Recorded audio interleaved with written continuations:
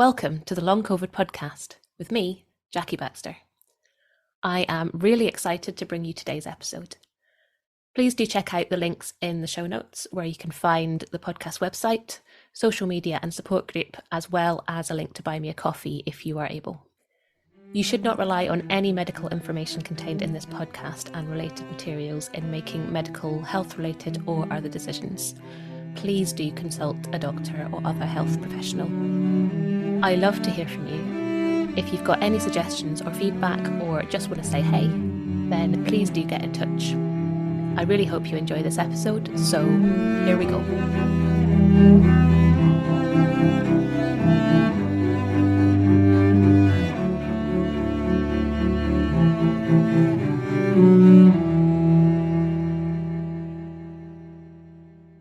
Hello and welcome to this episode of the Long COVID Podcast. I'm really excited today to welcome Mark Faghy, who is involved in research at the University of Derby. So we're going to talk a bit about the research that he's involved in. So welcome to the podcast. Hello, thank you for having me, Jackie. So it's lovely to have you here. To start with, would you mind introducing yourself and just explaining a little bit about what you do? Yes, so my name is Dr Mark Faghy. I'm an associate professor in respiratory physiology at the University of Derby. My main research interests are around recovery from acute and chronic respiratory illness, and we've been working in that field closely with our partners locally but also internationally for about 8 to 10 years now. Oh, magic. I mean, we know long COVID is obviously not just a respiratory illness, but, a large part of that is. So you're obviously coming from that sort of angle is cool. Yeah, it's really fascinating. But I think with most respiratory illnesses, it does have a whole body impact in different ways and different functions. So it's got a very broad story, deriving from that kind of initial infection. Yes, totally. Yeah. So why long COVID? I mean, I guess partly you've just answered that question with the respiratory illness thing, but how did you get into it and when did you start working on it? So prior to COVID, which, as you know, feels a bit like a lifetime ago, it's like a different world that we live in now. Prior to COVID, we were doing work in pneumonia recovery, working with patients who had been discharged from hospital but had repeated symptom prevalence during the months and weeks following discharge from hospital.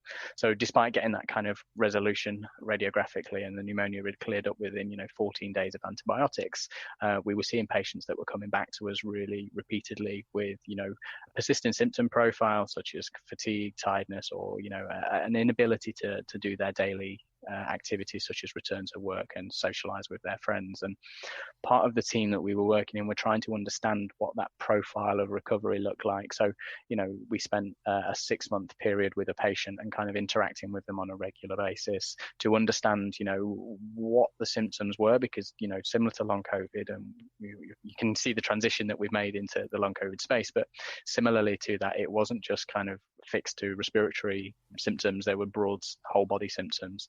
And we were trying to understand, the dimensions of those changes over a period of time, so that if we could better understand it, we could develop the resources to support the patients, towards a successful recovery.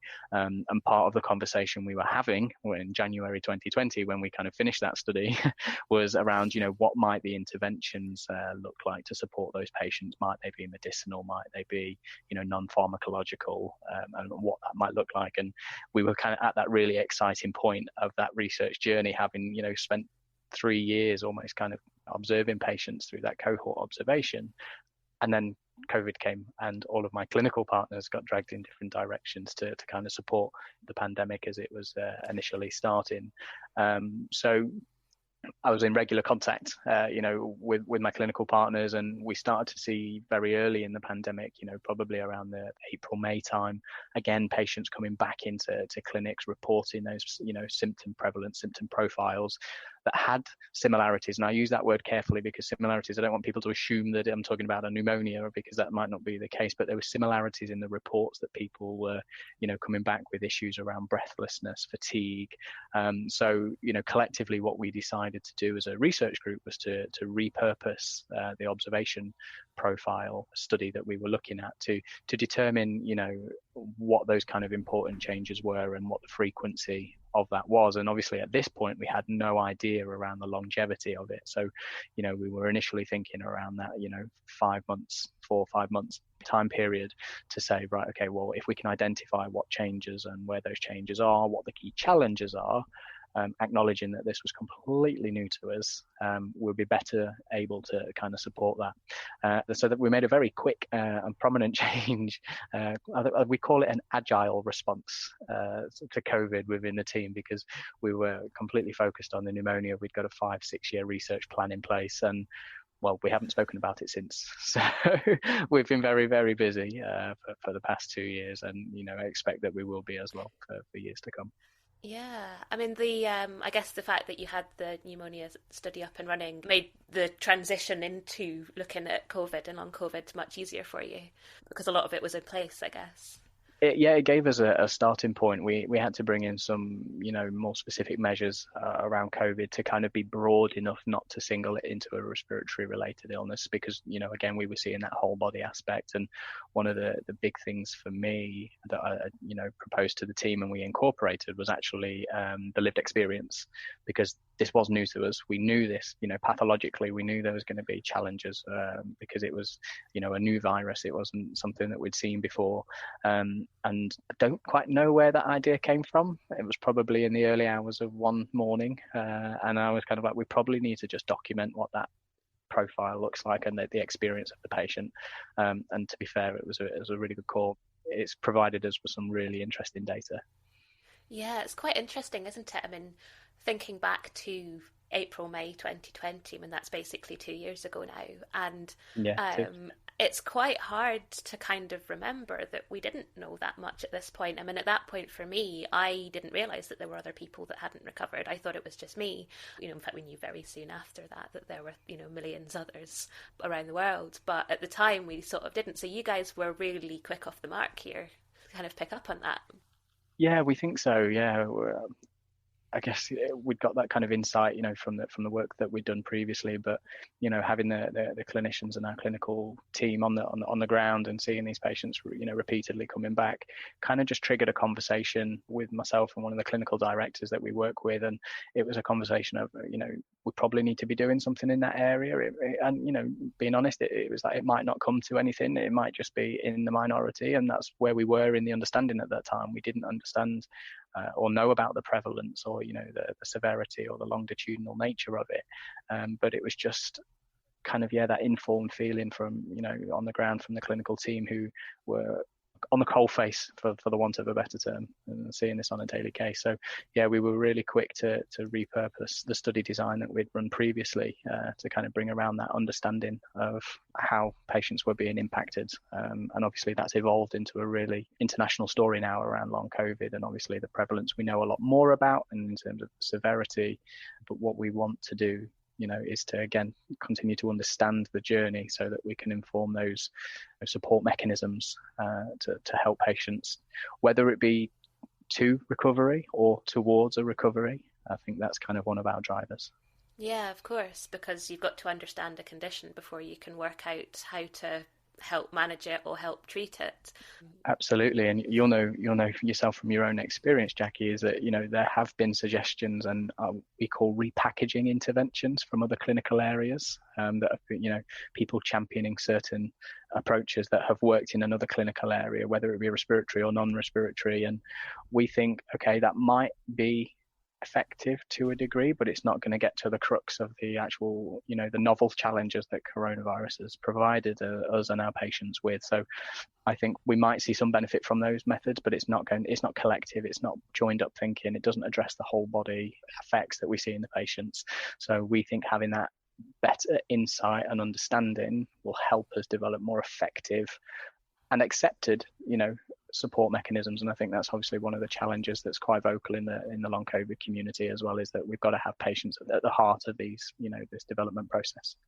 Yes, exactly. Yeah. In order to properly understand it, you need to know exactly what's going on, and who knows that better than the patients that are living it? Absolutely. And we've had some fantastic, letters of thanks and support for the work that we're doing from patients. And I think, just giving them the opportunity to have their say and to document the profile helps in terms of them understanding what's happening to them, in terms of, they can see it and track it, but also helps us in the understanding, because we know that there's fluctuations. We know that it's not a linear path.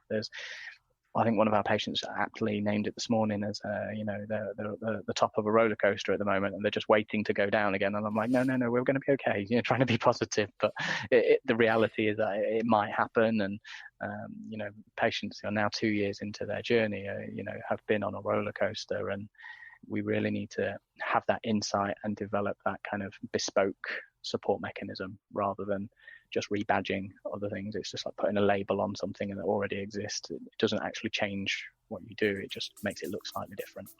So we're taking a rather considered approach, hopefully.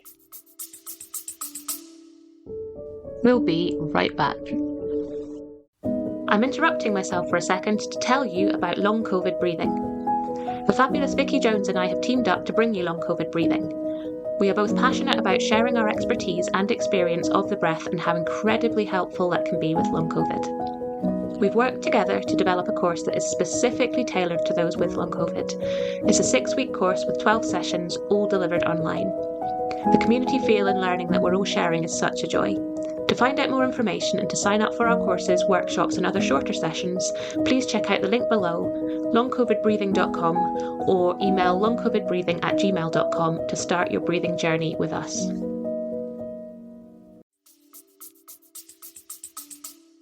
Yeah, that's fantastic. So can you talk us through the research and what you're doing, I guess? That's a very open-ended question, I'm sure, but... Yeah, there's multiple on. I mean, how long did you say you had? Yeah, it is an open-ended question, but that's fine. It gives me scope to kind of talk through the various projects. So I'll go from the kind of the cohort observation that we started with, and then kind of that leads into some of the work that's emerged as a result of the work that we've been doing in there. So the cohort observation is a 16-week observational study where we recruit patients that have either been admitted to acute medical settings or referred to established long COVID service. And what we do is we work closely with them to profile the changes in their symptomology. So we look at the physiological, the biological, the psychological, the impact upon quality of life, functional status, and we profile that every 2 weeks for that 16-week period. So we get 8 touch points within that, their involvement within the study, which when we initially launched the study, it was around the case of, we thought that it might be a kind of the short-term impact. So we didn't have the knowledge and insight around the 2-year mark that people are experiencing at the moment. But it does give us a really good insight into how those symptoms fluctuate and change over a 4-month period, which is still a considerable amount of time. And the fact that we recruit them from the long COVID centres as they become referred gives us more of a holistic view, because we're really capturing as well a lot about the journey as to how they get to us. So we understand the kind of process from them, being referred into services, what their acute infection was like in terms of severity, the journey to us, the timeline between them coming to us, and then we can profile it. So we do have that more holistic picture. And there are other studies that have done, observational studies, from clinical settings. And, I'm not here to criticize, but one of the studies, for example, sees them at baseline in 6 months. Well, our philosophy was, well, there's a lot in the middle that you're not seeing. Yes, you've got a point where you can make a comparison to, and that's absolutely fine, but you're not acknowledging the kind of the complexity within the symptomology and the fluctuations of how that changes. So we are really confident that, despite there are data that is coming out at the moment and showing changes at 12 months, etc., that we still have a uniqueness to the research in terms of we can offer that insight into what happens on almost a bi-weekly basis. And as I mentioned earlier, we've also coupled that with the lived experience, which I was a little bit smug, but not smug because I'm not that kind of person. But I saw a government paper a few weeks ago that encouraged incorporating the lived experience into COVID research. And I was like, well, we've been doing that for 12 months. So I was a little bit like, okay, because that is a really important narrative. And we kind of learned that. And I think, there was that kind of unconscious thinking in my thinking around, I learned a lot about tracking the patients from the pneumonia study, the stories they told me, the information they gave me, I wasn't able to necessarily capture at that point. And, giving the patients the opportunity to write down their thoughts and their feelings and how that changes is really powerful as a tool. So I think we've really got that. So we're coming towards the end of that study. We have a last couple of months of patients kind of working through that study for us. So we're hopeful by the summer that will have been completed. I should mention that that's actually also being completed in America and in India, as well as the UK. So it's an international trial. So we're three of the most adversely affected countries in the world in terms of COVID infections and long COVID prevalence. Probably should have started with that line, but I'll drop it in there anyway. And as a result of kind of going through this process with our partners and international partners, we've had a lot of feedback and a lot of support from the patients that have come through the process, and we've developed a really strong patient representative group who are now kind of the beating heart of our research, which is they're so brilliant. I can't champion them enough. They're just fantastic. I think they're all brilliant. But very early in our data collection process and through the conversations we were having with patients, we were hearing a lot about, I'm not being listened to, I'm being ignored, I'm not having the opportunity to I don't think people are taking me seriously. So we spoke to the PPI group and says, well, how would you feel about going out to the patients and giving them the opportunity to do that, outside of Derby? So let's take it online and let's move it around. And they actually developed a really comprehensive survey of acute COVID infection, long COVID infection, and the challenges and the barriers that they're experiencing as a result of long COVID, so how it's impacted their quality of life. And they developed that study, and we saw it through to completion, and we closed that in January. And it's quite lengthy. There was 70 questions, which I was a bit like, not sure, but we made sure that they could pause, they could come back to it at different times. They didn't have to complete it all in one go because, that wasn't feasible, but I was still a little bit hesitant of whether we would get a good response rate to that. But we got 185 complete responses, which documents their story from day one to day current as it was at that time point. It's over 500 pages worth of data that our research team are currently analysing, and I thank them for their efforts because it's a phenomenal amount of work, but it's also a really insightful piece, and kind of gives us a real big insight into the lived experience of long COVID patients and what the kind of the hopes and their expectations are as well, but also what the challenges they're experiencing, whether that be in relation to activities of daily life or being able to go to work, as we were talking about before this. And I think that will give us a real insight into how we can best facilitate patients. And I think we've got to be able to put the patients at the center of the next stages, and that's really insightful. And that was an offshoot from the observational study that we're doing, where we see the patients on a bi-weekly basis, and then that also led on to another project. So we're just in the second stage of this, but we launched a Delphi consensus methodology, trying to achieve a consensus of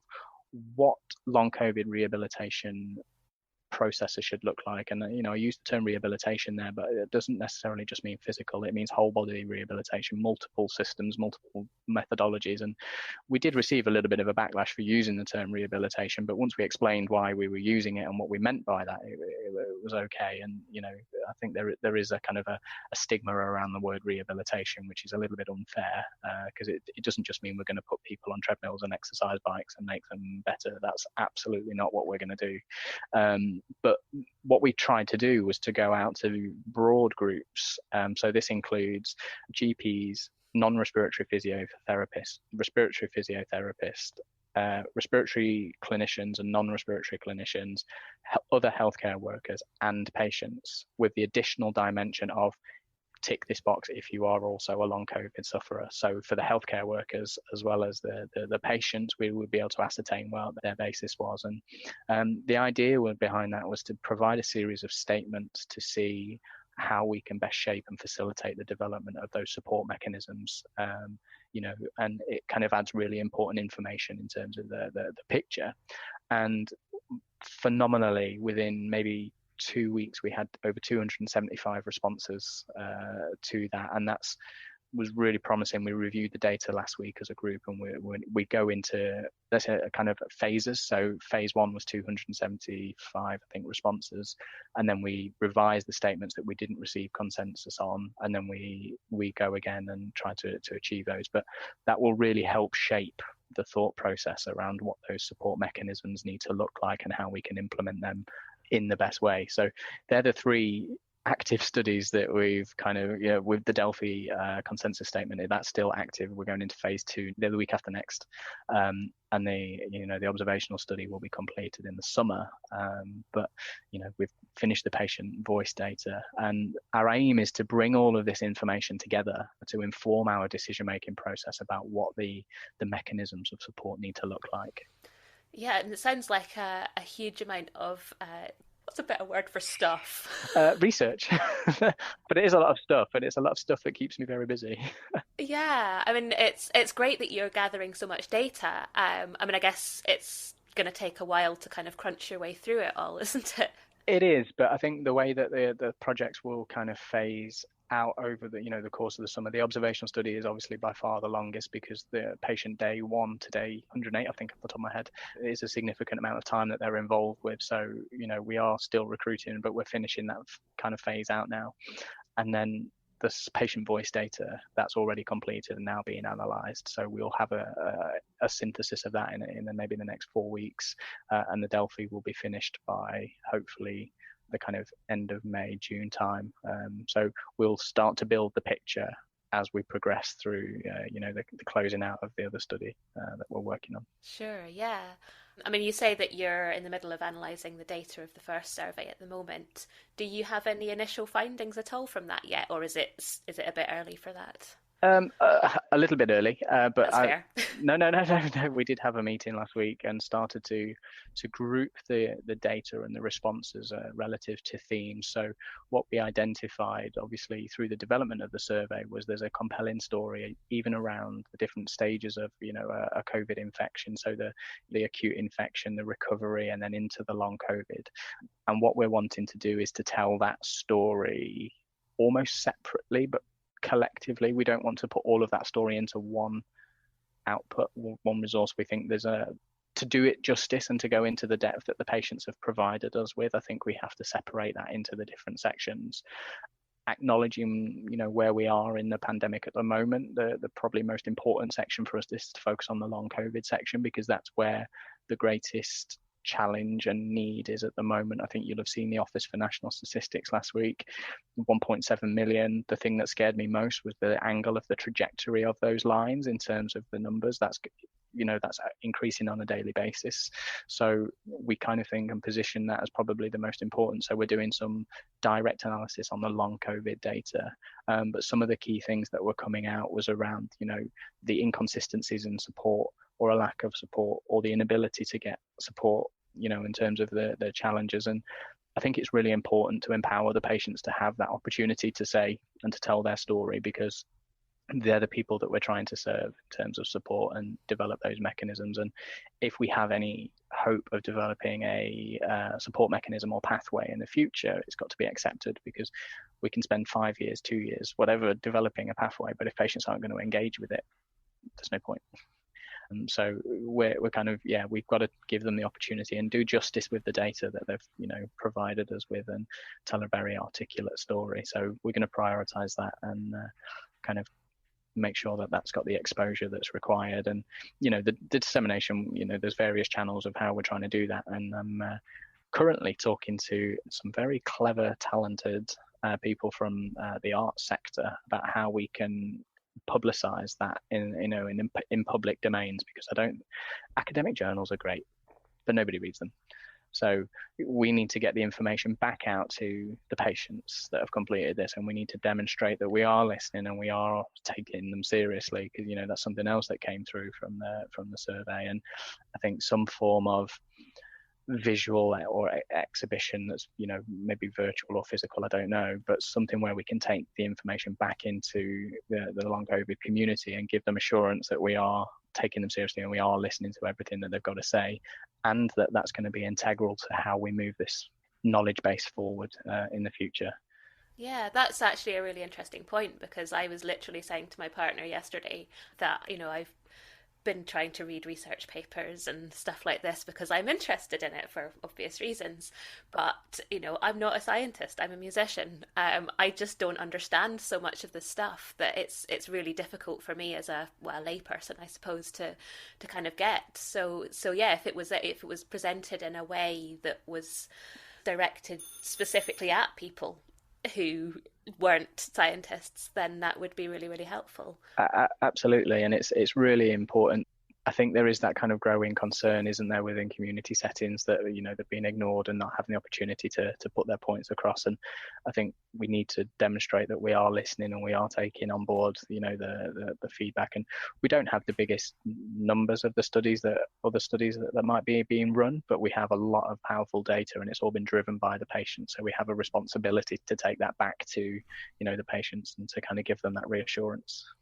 Yeah, absolutely. That's fantastic. I mean, you've talked quite a lot about the patient involvement and that you've been doing a lot of it, which is fantastic. And I think there's a lot of feeling, like you've said, amongst the long COVID community that patients aren't being listened to, and they're being ignored, and they're not being involved. And the fact that you're involving them is obviously wonderful. But I also kind of get the feeling that there are plenty of patients who find it difficult or don't want to be involved in the setting up of studies. But in the nicest of ways, they're also very happy to then complain about what does get set up. So Absolutely, and we've been on the receiving end of that, which which is absolutely fine, and that's kind of part and parcel of the world we live in. I think we have an aspiration to develop a support mechanism that's got the patients in the middle of that, and they're central to the development and the kind of running of that. It's not going to be for everybody. Some people won't engage, and that's okay. But our aspiration is to help as many people as we can, and the patients that we do interact with on a daily basis as part of our team. And I've come up from the team who are currently seeing patients downstairs at the moment, and they are looking for that support and looking to kind of have that involvement in that process. And we've developed a really strong national profile of patients who are championing and supporting the work that we're doing because they believe in the approach that we're trying to take, which I think is slightly different to maybe some of the other approaches. yeah, that's really, really great. So obviously you have a huge amount of data that have already and are still collecting in some cases. So you get all of that analysed. I guess that will take quite a while, won't it? No, so the Are way you very fast at it? not fast. I just think we've been pretty organised from the start. So we've done lots of interim analysis and rolling analysis in anticipation for the need for this information to get out there sooner. So yeah, one of the kind of roles that we've allocated in and around the team is to have that rolling interim analysis so that we're kind of on top of the data so it won't be a finished data collection, input all the data into the spreadsheet, then start working out what that looks like. That's already happening on a daily basis. And like the diaries that we're collecting from patients, they get transcribed as a patient completes. So we won't have 150 diaries to transcribe. They're all up to date and up to speed at the moment, and which is a massive job. And I have to pay testament to my team in terms of the level of commitment and organisation that we've got going on. So we're hoping for a pretty swift turnaround in terms of the outcomes and the data that the narrative that we can tell from the data. So yeah, hopefully, providing any technical glitches, we should have a pretty swift turnaround. Yeah, that's impressive actually, because I struggle with one spreadsheet. So We've got multiple spreadsheets. I was going to say that's quite a huge task. So that's actually pretty awesome. So when you get all of the data, I suppose you can't really start on your pathways until you've got it all sort of analysed. But what happens at that point? So we're kind of getting the wheels in motion for this pathway, and I use the term blueprint. I think that's going to be the first stage of what that looks like, and we need the data to kind of really cement what that kind of blueprint looks like in terms of the symptomology, etc. But what we're doing whilst we're kind of waiting for that to kind of progress towards that completion is to start engaging with the groups and people from different sectors that might be important in realizing that as a potential. So engaging with the public health experts, engaging with the clinical directors, engaging with the the CCGs, to kind of have those conversations now, because the approach I want to use to develop this blueprint is based on system science. So to make that into lay summary, system science is almost like a bird's eye view of everybody that needs to be involved to do an effective job in doing that.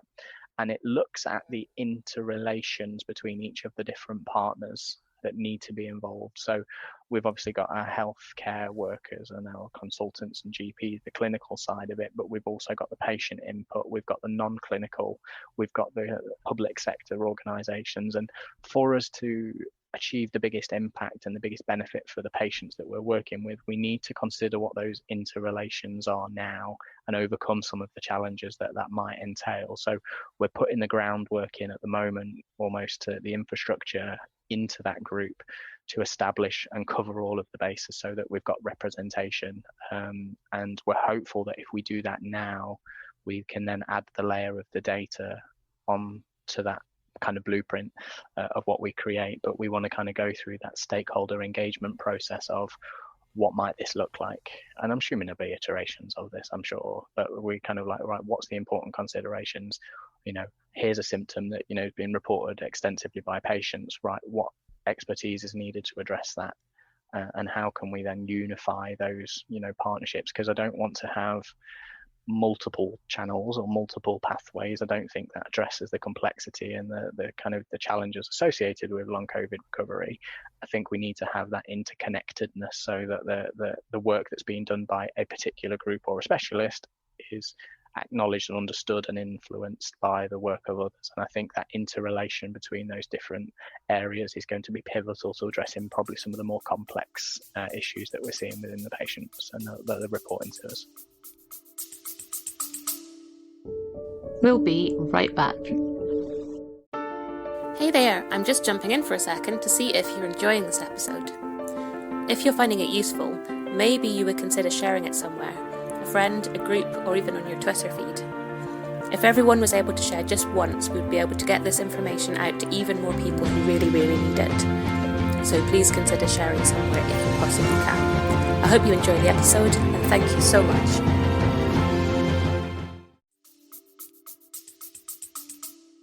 Yeah, absolutely. I mean, I think, from seeing people in support groups and speaking to people, one of the big frustrations is that, there's no one kind of overseeing. It's all very do it yourself, very fragmented, and that puts the onus very much on the patient to kind of chase things up and to ask for things and to then go back to their GP when something didn't work out. And when you're very unwell and you've been unwell for a long time and you have very low energy and all of these other things, that is very, very challenging. It's a big ask. It's a big demand. And when, patients are experiencing fatigue, tiredness and having to undergo pacing just to, engage with some aspects of daily living, I think it's an unnecessary stress or burden on that patient. And, that will at some point, if it's not already, have an impact on their general health and their recovery as well, because it's taking time away from the things that they might enjoy. So our vision, and it is early in the process, but our vision is that we will have a support mechanism where patients can be screened for the biggest challenges that they're facing with, and then almost, I love an analogy and I apologize, but almost have like a buffet style approach where they can get the support that they need as and when they need it. And with a buffet you can go back up as and when, and you can go back as frequently as you need to. And there's a lot of work to do to kind of flesh out what that looks like, but that is probably what's needed in relation to what we're seeing in terms of the trajectory. It's up and down. It does fluctuate. There are challenges, and things do progress at different times. And I don't think we can have a one approach fits all for the kind of challenges we're seeing. So we almost do need that a little bit more open, relaxed approach where patients can get the support that they need in their journey, acknowledging that every patient's journey is completely different. And I mean, logistically, it'll cause some headaches, I'm sure, but I think that's kind of the response that we need to support the patients. Yeah, that sounds interesting actually, because I think everybody with long COVID now knows that different symptoms for different people on different days, or different weeks, so it's very unpredictable. Yeah, and I think it acknowledges the kind of, we have this broad spectrum of severity in terms of the issues and challenges that patients are facing. And then you've got the added dimension, which makes it very multidimensional, of the range of the symptoms that people are experiencing. So it's a very big picture. It's very three-dimensional in terms of the way we need to approach this. And trying to categorize or trying to group patients is going to be practically impossible. And just from our experience of working and seeing and living the story with the patients, it's just not going to be viable to do that. And we have to be a little bit more flexible in our response, to supporting patients the best we can. Yeah, I like that word, flexible. It absolutely has to be. Yeah, yeah, exactly. Yeah. We're hearing lots of different. We were talking about this just beforehand, weren't we? The sort of the sheer amount of research that there is. There's huge amounts going on worldwide into long COVID, which is fantastic, into sort of all different aspects of it and underlying causes and all sorts. And are you able to kind of tap into some of that while you're developing your pathways? Yeah, and we actively encourage anybody that's engaging in, long COVID research, whether it be mechanistic, pathological, whatever it might be. We really encourage all of those kind of that collaboration between all of the partners. I think, Mark from Derby isn't going to be able to solve long COVID by himself. It's not a realistic expectation. But I think, if anything, the pandemic has taught us that collaboration is powerful, and collaboration is going to be the result of that. And when I see the patients, I always talk about them, and even when the students, when I'm doing my teaching, is I use the example of the vaccine. We developed a vaccine in 9 months through true, honest collaboration, and that's unheard of. It's unthinkable that it got through the regulatory process, the clinical trials in such rapid speed. And I think we kind of need to emulate that and bring together all of the understanding. As we rightly say, papers come out thick and fast, and the findings are being promoted all over the news and the social media, which is great. But trying to keep up with that and trying to keep on top of that and keep that thinking into the pot almost, or the melting pot, is really, really difficult, if not impossible. So yeah, we as a group are ultra collaborative, and we don't want to be the group that's like, oh well, we found this now and isn't this brilliant. We just want to work with anybody and everybody that can add value, because what we want to do is help the patients. The patients are at the heart of what we're doing. That's who we want to work and support with. So yeah, anybody that would be willing to engage in that next step with us, and we'd be more than happy to work with them. And that's kind of what I'm doing at the moment, is kind of championing and campaigning that what we want to achieve, but bringing together all of that insight, because there will be different groups with different focus, with different insight that we haven't considered or haven't captured, and that's acknowledging that research can't all be all encompassing as well. So yeah, exactly. I mean, it's a full-time job keeping up with just the research that's coming out, isn't it? yeah, it tends to be my Saturday and Sunday job. Not that I should admit that, but it's like, oh, there's a paper that I didn't read. I'll read that one for breakfast on Saturday morning, and then I'm like, oh, I need to now look at that one. And it's a spiral, and yeah, the sheer volume of research that comes out and the pace it's really difficult. And that's why we're trying to just grow this collaborative network nationally and internationally to kind of keep abreast of what's happening, but acknowledging again the sheer dimensions around the work, and the response is going to have to consider all of that information, which is at the moment quite difficult. Yeah, absolutely. I guess the nature of collaboration is that you are working with lots and lots of different people, which means that all of those people will pick up on different things, I guess, and bring it all together. There's a huge amount of unknown, isn't there? And this is where insight from all different groups and from different projects will really help shape and make more effective the kind of the response that we're looking for. And it's not about ownership, it's about serving the patients, which is our big driver, and we're open to having conversations with anybody about what that might look like and how we can work together to do that. And it has worked really well for us in terms of bringing on board teams from different institutions and from different clinical areas to kind of support that kind of patient need and the kind of demand for the work, and it has to be truly collaborative. Yeah, magic. So the blueprint that you're going to develop, is this something that you're hoping to roll out kind of locally, more nationally, or even internationally? How does that work? In the short term or the long term? The idea is that we will develop this blueprint, and then we would look to kind of make that a reality with the NHS, within the NHS, and integrate it as a service. The timeline on that is obviously difficult to tell, because there's going to be different layers to that, and we're going to have to test the efficacy of it and go through the kind of the relevant processes, which can be time consuming, but acknowledging that with sustained transmission at the moment, hitting peak numbers at the moment, and future variants, I think there's going to be a long-term clinical need for kind of the support mechanism. My only desire is that we can help patients at the moment that, like yourself, who are 2 years into the journey. But as far and wide as it can go in terms of, supporting patients, if that's, locally, nationally or internationally, I think what we develop as a team is definitely going to be useful as a resource. And then, I guess sky's the limit. Yeah, that's fantastic. I mean, we've kind of touched on it already. The nature of long COVID, affects everybody in very different ways, and day to day, week to week, and so on, can vary, massively. Have you got any kind of initial thoughts on sort of how to manage and treat a condition that's so unpredictable, and what your blueprint might look like, or is it a bit early to tell on that one? It is early, and I think we have to be, informed by the research and informed by the stakeholders, kind of what the reality of that might look like. But there's definitely going to have to be different kind of components in there in terms of kind of management of symptoms.